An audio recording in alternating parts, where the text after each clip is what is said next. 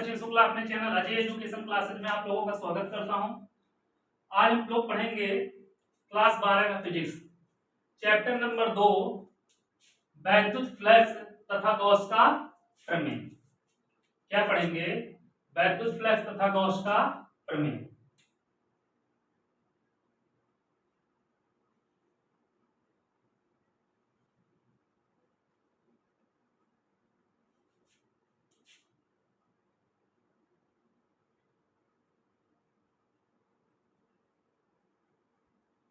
हम लोग चैप्टर 1 पढ़ चुके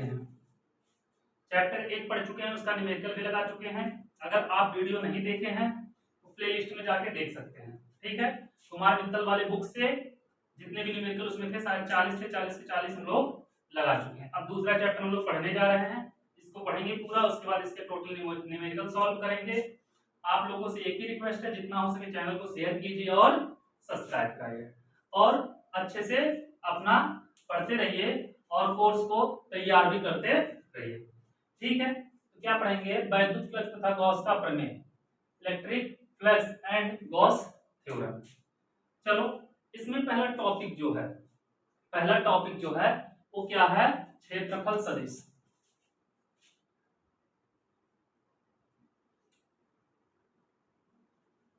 क्षेत्रफल सदिश, ये हमारा इसका क्या है? पहला टॉपिक है। तो क्षेत्रफल सदिश, क्षेत्रफल क्या होता है?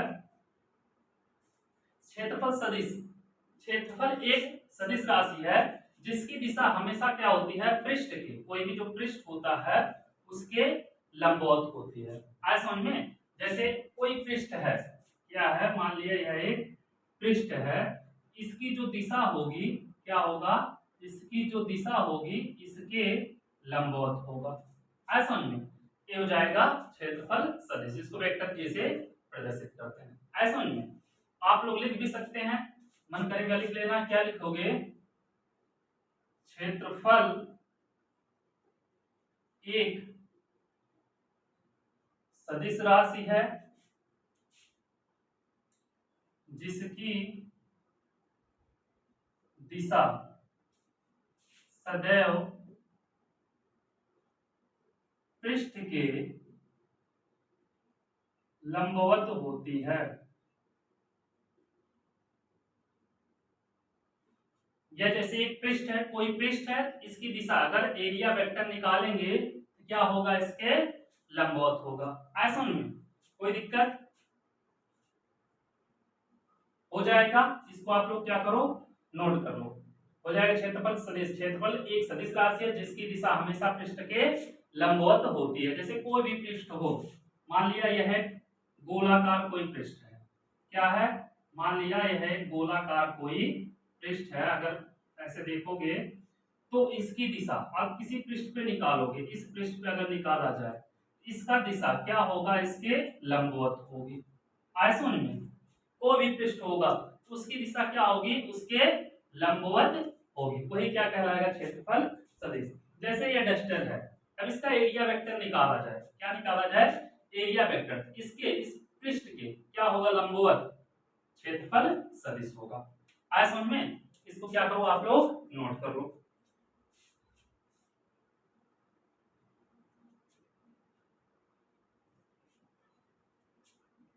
मिटाएं इसको।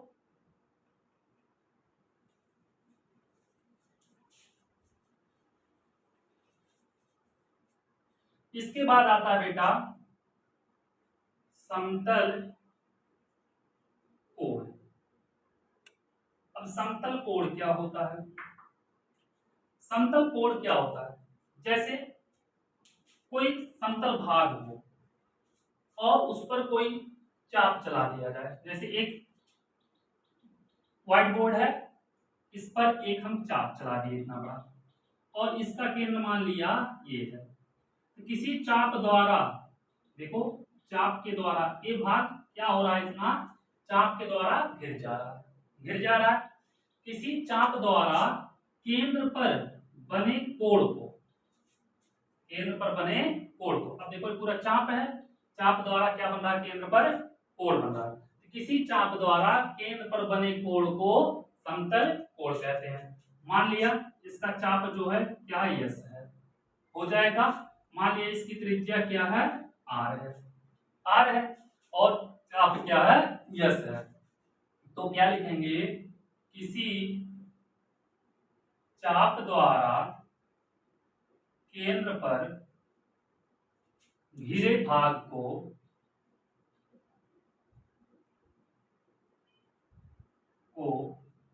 समतल कोण कहते हैं। ठीक है, इतना आया समझ में। अब आप लोग पढ़े हो कोण बराबर क्या होता है, चाप बटे त्रिज्या। तो कोण बराबर क्या होता है, चाप बटे त्रिज्या। होता है, होता है नहीं होता। अब यहां से अगर कोण थीटा है, चाप क्या है, यस है, और त्रिज्या क्या है, आर है। थीटा बराबर एस बाई हो जाएगा। अब अगर यही पूरा भाग घेर दिया जाए, चाप दिया मतलब इतना था तो थीटा हुआ, पूरा घेर दिया जाए, तब कोण कितना होगा, क्या करेंगे, इसका इंटीग्रेशन कर देंगे। क्या होगा, यहां पे लिखेंगे D theta equal to D S by R हो जाएगा। अब यहां पे देखना, आर त्रिज्या तो घटना बढ़ना है नहीं, जो है वही फिक्स रहेगा। और जब घटाओगे बढ़ाओगे चाप क्या होगा, बढ़ता जाएगा, बढ़ता जाएगा ना। तो जो इंटीग्रल होगा किसका होगा, डीएस का। तो डी थीटा का हो जाएगा थीटा, और इसका हो जाएगा 1/r, बाहर निकल जाएगा, बचेगा डीएस। कर लोगे, theta equal to 1/r into, अब चाप जब पूरा घूमेगा एक सर्कल बनाएगा, क्या बनाएगा, एक सर्कल। और सर्कल जब बनाएगा तो इसका पूरा भाग जब देखोगे ऐसे, किसके बराबर होगा, 2 पाई आर के। परिधि क्या होती है, 2 पाई आर। तो यहां से हो जाएगा 2 पाई आर। अब देखेंगे आर से आर कैंसिल, तो थीटा इक्वल टू जो होगा वो किसके बराबर होगा, 2 पाई के। ऐसा में, और जो कोण होता है उसका मात्रक क्या होता है, रेडियन। इसका मात्रक क्या हो जाएगा, रेडियन। उम्मीद करता हूं आप लोगों को समझ में आया होगा, इतना आप लोग नोट कर लो, फिर चलते हैं आगे। ठीक है,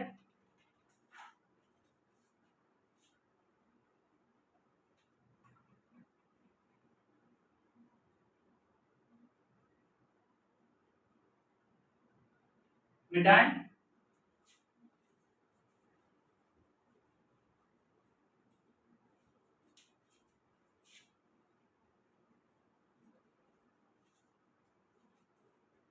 इसके बाद आता है बाबू घन कोण। क्या आता है, घन कोण। घन कोण क्या होता है, जैसे कोई गोला हो, मान लिया यह एक गोला है, आप लोग अच्छे से बनाना, ठीक है, समझने के लिए कि यह एक गोला है, सर्कल नहीं, सर्कल मत मानना। एक गेंदा फुटबॉल होता नहीं है, गोल होता है नहीं होता, जैसे गेंदा होता है, फुटबॉल होता है, वॉलीबॉल होता है, उस टाइप में इमेज करो। आप लोग इमेजिन करो कि यह क्या है, गोला है। तो किसी गोला या गोले के पृष्ठ द्वारा, किसी गोले के पृष्ठ द्वारा, इसका अगर कुछ पृष्ठ निकालेंगे हम, तो मान लिया कुछ पृष्ठ ऐसे, अब इसका केंद्र मान लिया यह है, अब यह मान लिया इसका पृष्ठ है, ये पृष्ठ है, अब यह पृष्ठ हो गया। किसी गोले के पृष्ठ द्वारा केंद्र पर घिरे भाग को, इसके द्वारा केंद्र पर कौन सा भाग घिरेगा, ए वाला भाग घिरेगा। ऐसा नहीं, किसी गोले के पृष्ठ द्वारा केंद्र पर घिरे भाग को क्या कहते हैं, कोण। तो इसकी भी त्रिज्या क्या होगी, आर होगा। और नहीं, किसी गोले के पृष्ठ द्वारा केंद्र पर घिरे भाग को क्या कहते हैं, कोण नहीं, घन कोण, या केंद्र पर बने कोण को घन कोण कहते हैं, ऐसे भी लिख सकते हो। ऐसा नहीं, घन कोण को हमेशा ओमेगा से प्रदर्शित करते हैं, इससे प्रदर्शित करते हैं, ओमेगा से। तो आप लोग लिख सकते हो, किसी गोले के पृष्ठ द्वारा केंद्र पर बने कोण को घन कोण कहते हैं।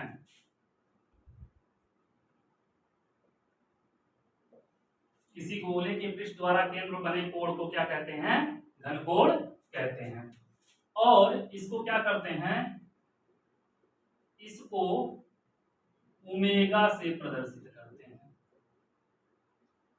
ओमेगा से प्रदर्शित करते हैं। इतना आप लोगों को अच्छे समझ में आया होगा, इसलिए के लिए आपको कोई दिक्कत नहीं होगी, हो जाएगा। अब घनकोण, घनकोण, घनकोण बराबर क्या होता है? क्षेत्रफल बटे त्रिज्या का स्क्वायर। घनकोण बराबर हो जाएगा क्षेत्रफल बटे त्रिज्या का स्क्वायर हो जाएगा। अब यहां पर देखना, घनकोण क्या है? ओमेगा, ओमेगा बराबर क्षेत्रफल क्या होगा? ए होगा, त्रिज्या क्या होगी? आर स्क्वायर, ए हो जाएगा। कोई दिक्कत? अब अगर गोले का पूरा पृष्ठ ले लिया जाए तो केंद्र पर कितना कोण बनेगा? तो इतना इधर से ले लिए, मतलब पूरा पृष्ठ, गोले का कोई पृष्ठ छूटे ना, पूरा पृष्ठ ले लिया जाए तो केंद्र पर कितना कोण बनेगा? तो मतलब क्या करें, हम पूरा एरिया ले लें इसका, तब देखें कितना बन रहा है।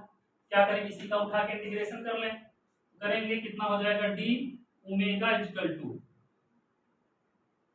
D A by R square. अब एक चीज देखना, डी ओमेगा का मतलब टोटल कोण ओमेगा हो जाएगा बराबर 1 अपान आर, त्रिज्या बदलने वाली तो है नहीं, जो त्रिज्या वो फिक्स है, हो जाएगा 1 अपान आर स्क्वायर, बचेगा कौन? D A. गोले का क्षेत्रफल क्या होगा? 1 upon R square into 4 pi R square, R square से आर स्क्वायर कैंसिल, ओमेगा बराबर हो जाएगा 4 पाई। आया समझ में? उम्मीद करता हूं आप लोगों को समझ में आया होगा। इतना हो जाएगा। अब कोण का मात्रक रेडियन होता है, घनकोण का मात्रक क्या होगा? इसका मात्रक आप लोग लिख लेना स्टेरेडियन। अब इसको नोट करो,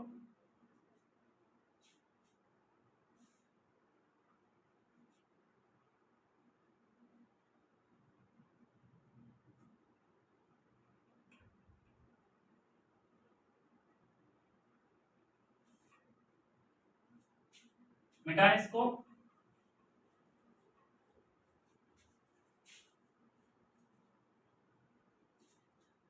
इसके बाद आता है वैद्युत फ्लक्स,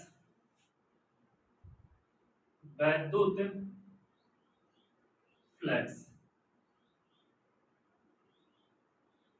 अब वैद्युत फ्लक्स क्या होता है? क्या होता है? किसी काल्पनिक पृष्ठ से होकर गुजरने वाली बल रेखाओं की संख्या को वैद्युत फ्लक्स कहते हैं। जैसे एक हमारे पास आवेश है Q, अब इससे अनेक सारी बल रेखाएं निकलेंगी। यहाँ पे हम एक काल्पनिक पृष्ठ रख लिए, मान लिया यह, अब इसमें से होकर बहुत सारे बल रेखाएं गुजरेंगी,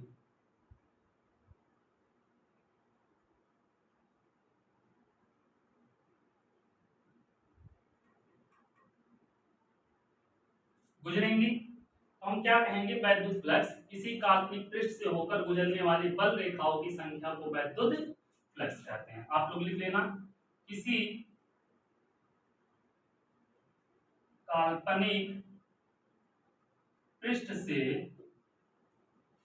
होकर गुजरने वाली बल रेखाओं की संख्या को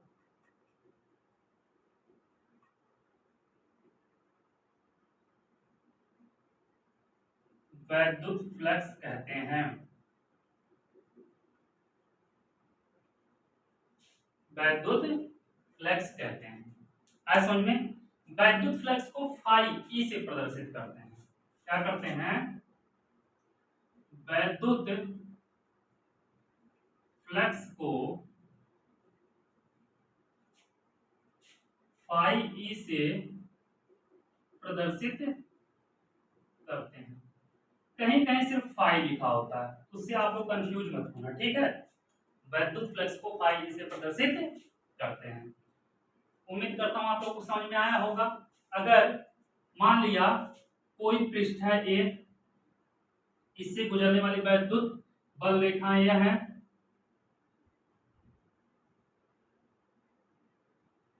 वैद्युत क्षेत्र की दिशा ये है, इसका एरिया वेक्टर यह है, इसका कोण कितना है, थीटा है, इसका कोण क्या है, थीटा है। फाई इक्वल टू क्या होगा, ई ए कॉस थीटा। वैद्युत flux phi E equal to होगा ई ए कॉस थीटा। आप लोग लिख लो अच्छे से, किसी बंद पृष्ठ से या किसी काल्पनिक पृष्ठ से होकर गुजरने वाली वैद्युत बल रेखा की संख्या को वैद्युत फ्लक्स कहते हैं। उम्मीद करता हूं आप लोगों को अच्छे समझ में आया होगा। अब अगर इसका मात्रक की बात किया जाए, मात्रक की जब बात करोगे तो मात्रक क्या होगा इसका, वैद्युत फ्लक्स का मात्रक ई वैद्युत क्षेत्र मतलब न्यूटन प्रति कूलम हो जाएगा, इनटू ए एरिया, एरिया का क्या होगा, मीटर स्क्वायर, क्या होगा, मीटर स्क्वायर। इसका मात्रक हो जाएगा न्यूटन मीटर स्क्वायर प्रति कूलम। ये हो जाएगा वैद्युत फ्लक्स का मात्रक। अब इतना आप लोग क्या करो, नोट कर लो, फिर आगे बढ़ते हैं।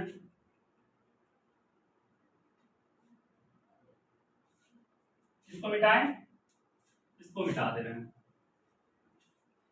विमा देख लेते हैं, इसका वैद्युत फ्लक्स की विमा क्या होगी। विमा निकालने आप लोग जानते हो, न्यूटन मीटर स्क्वायर, न्यूटन का क्या होगा, यम एल टी पे -2 हो जाएगा, यम एल टी पे -2 मीटर स्क्वायर, मीटर का क्या होता है, यल होता है, तो यल का square upon coulomb, coulomb ampere second eighty हो जाएगा। सबको एक साथ कर लो, तो यम यम रहेगा ही रहेगा, यल यहाँ पे है एल स्क्वायर, क्या हो जाएगा यल क्यूब, टी पे -2 यहाँ पे एक एक ऊपर जाएगा माइनस में हो जाएगा, टी पे -3 एक ऊपर जाएगा, ए इनवर्स, ये हो जाएगा वैद्युत फ्लक्स का मात्रक, विमा सॉरी, क्या हो जाएगा वैद्युत फ्लक्स का विमा। आया समझ में, आ रहा नहीं आ रहा, आ रहा है ना। अब आप लोग वेक्टर वाले चैप्टर में 11 में पढ़े थे, अगर दिया हो vector A dot vector B, इसको लिखते थे ए बी कॉस थीटा, लिखते थे, phi equal to E A cos theta है, phi equal to E A cos theta है कि नहीं है। इसको हम लिख सकते हैं phi equal to vector E dot vector A B लिख सकते हैं। नोट कर लो इसको आप लोग, फिर चलते हैं आगे, नोट करो जल्दी से इसको।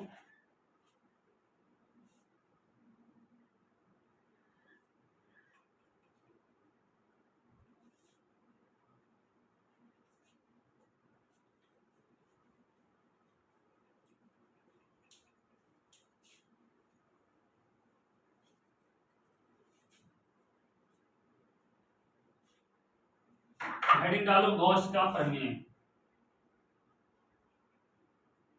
गॉस का प्रमेय।